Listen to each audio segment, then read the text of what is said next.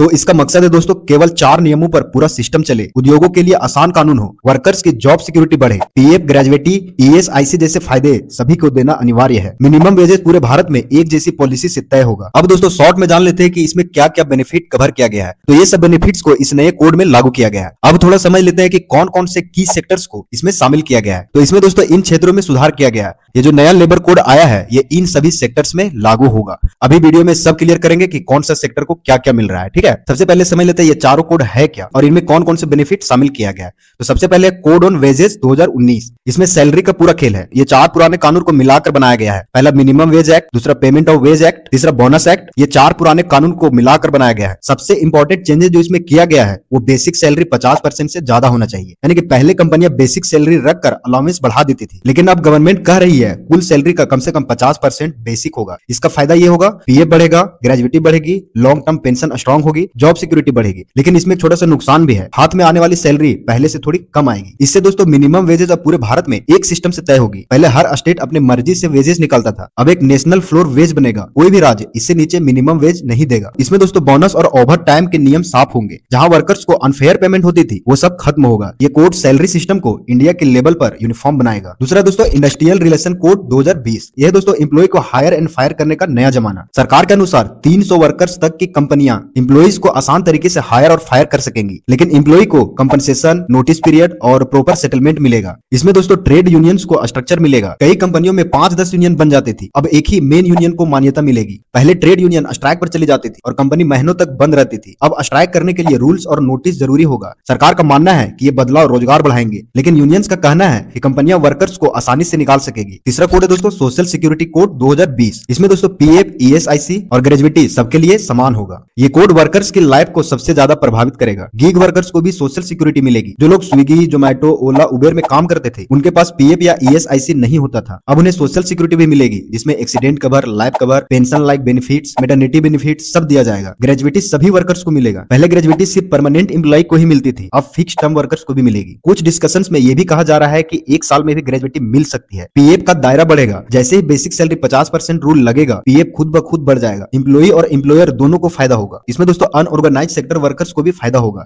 जैसे construction workers, truck drivers, loaders. अब सबका एक नेशनल डेटाबेस बनेगा और बेनिफिट्स डायरेक्ट उनके खाते में जाएंगे। ये कोड वर्कर्स की सिक्योरिटी को नए लेवल पर पहुंचाता है। नेक्स्ट दोस्तों चौथा और last code occupational safety, health and working condition code. ये कोड उन लोगों के लिए है जो रिस्क में काम करते हैं, जैसे कंस्ट्रक्शन हो गया, फैक्ट्री हो गया, माइनिंग हो गया, ट्रांसपोर्ट हो गया। सेफ्टी स्टैंडर्ड नेशनल वाइज लागू होंगे, जिससे एक्सीडेंट कम होंगे। महिलाओं को नाइट शिफ्ट में काम करने की अनुमति और सुरक्षा दी जाएगी। अब कंपनीज नाइट शिफ्ट में